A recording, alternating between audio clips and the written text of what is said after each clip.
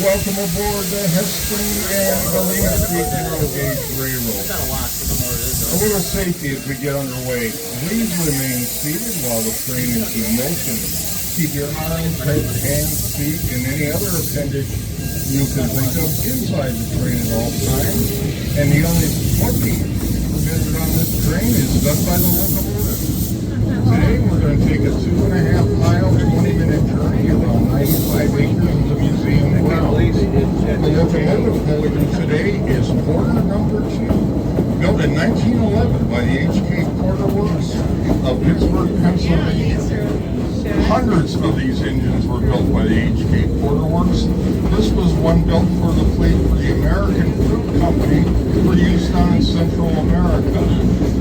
They're affectionately known as banana engines. They were used to haul the fruit and the cars back and forth between the interior of the countries to the warehouses on the coast and cars back out. The American Fruit Company dieselized in the 1950s, thus retiring their steam fleet.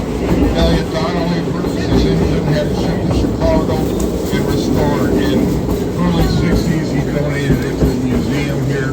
He was our major benefactor.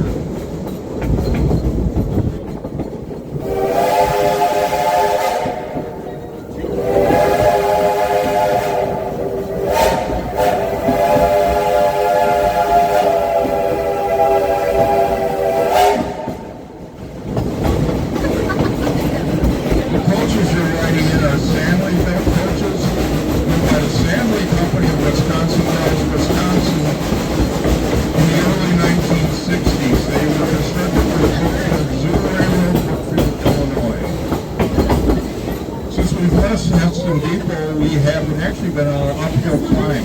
We're going to get to the steepest part of it now. We're going to be climbing at almost 5%. That means we're going to be going up 5 feet for every 100 feet forward.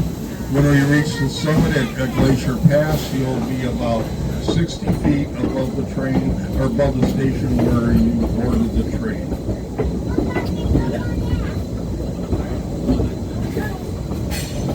We just passed the Hesston campground.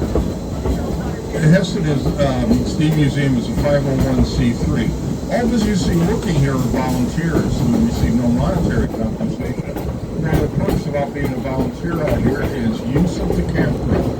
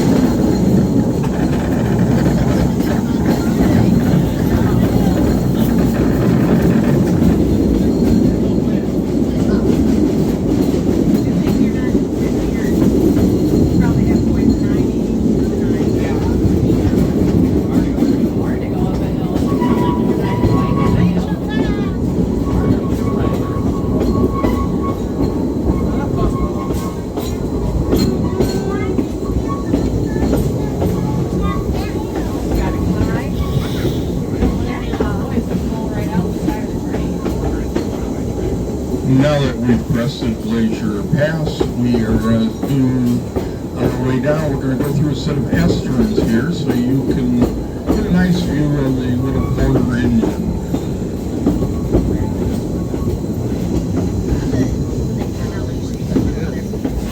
And yes, folks, this is a real steam engine. They're heating water in the boiler by having a coal fire in the firebox. Water is heated in the steam runs through pipes to the pistons, and that is how we propel this machine.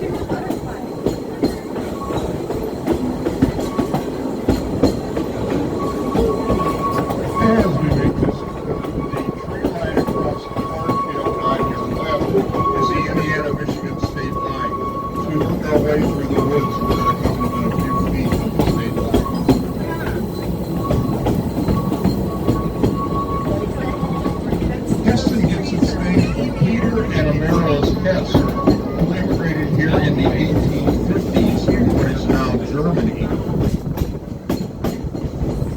They opened up a general store and lumber mill down on 1000, just a little east of us. Actually, where the across from where the Hesston Supper Club sits now. In 1860, they got permission to put a post office in there. The Postmaster General needed a name for the area, so the Hesses named it after themselves. Thus, we get Hesston. The post office lasts until 1916. The Hesses are buried in the old Memphis Cemetery here in Hesston. Hesston is also the northernmost, you could say, village or little enclave in the state of Indiana.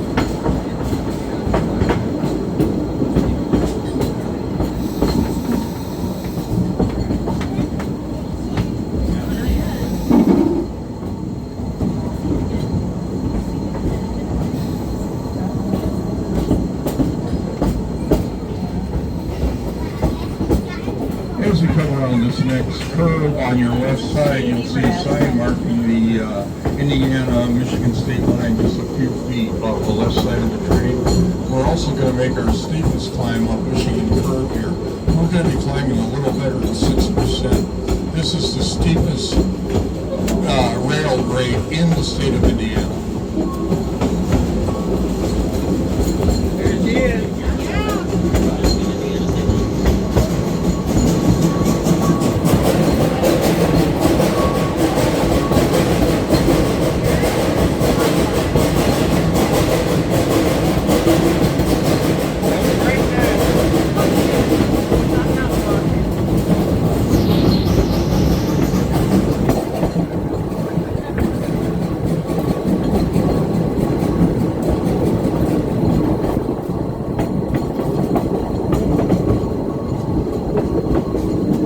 you look off to your right, you'll see several of the bridges for the little trains with 7.5-inch hobby gauge.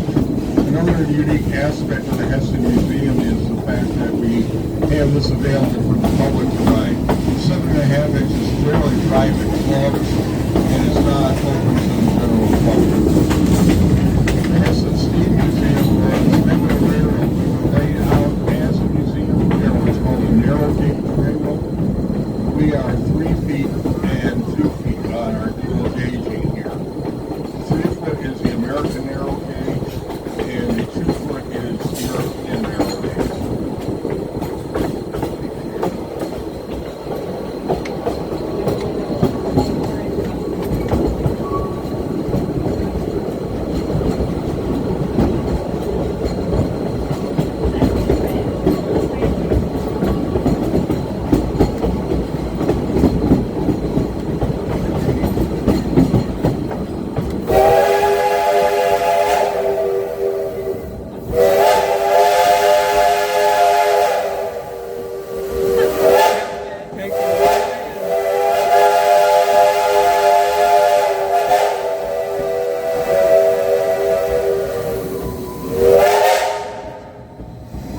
He likes that little blue part. This Bobby just looks cute. Yeah, she is. What else are we doing today? As we come around Dark Lake here, Dark Lake's home to Hesston's famed alligators. There's a couple of little ones are out hoping somebody will toss something to them. In fact, yeah, there's 2 of them out right now.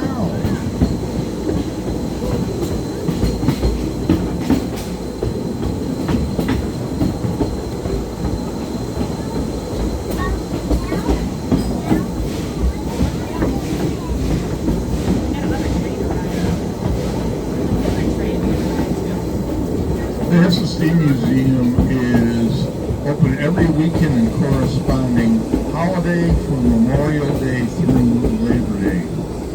Labor Day is our big steam and power show. We host one of the largest in the Midwest. It runs 4 days every Labor Day weekend. All the equipment you see in the main grounds up there is all operational, and there are demonstrations of it going on over the Labor Day weekend, plus tractor shows, tractor parades, and a large flea market all going on over Labor Day weekend.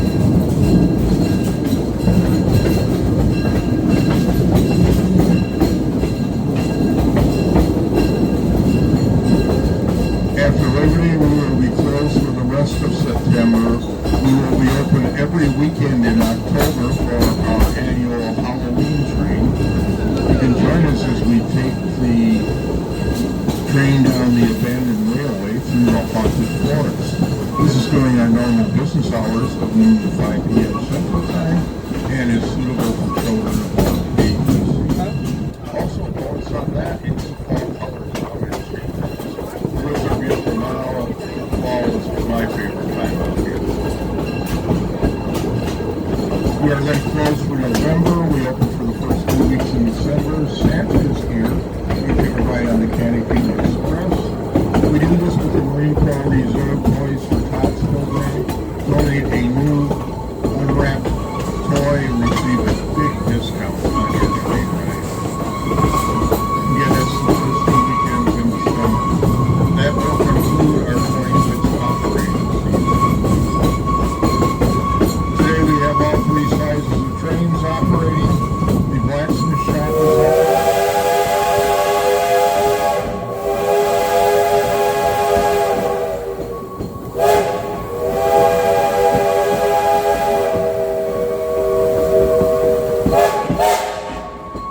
The blacksmith shop is open. Rock soda fountain is open for ice cream or a light meal.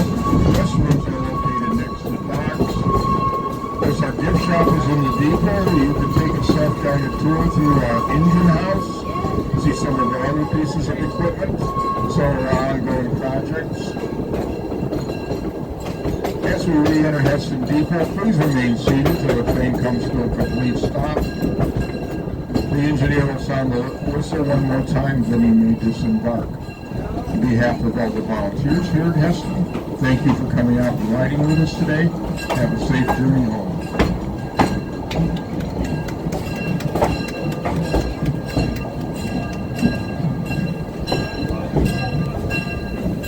How about that, Kipper? Huh?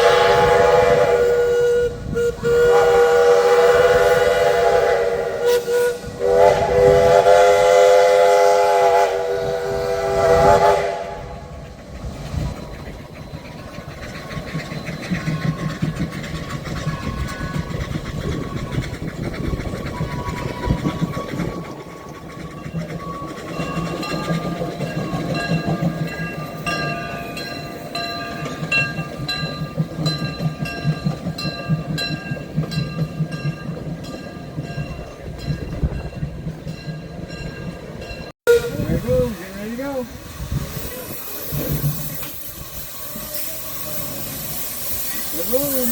Here with Molly. Really? With Mom.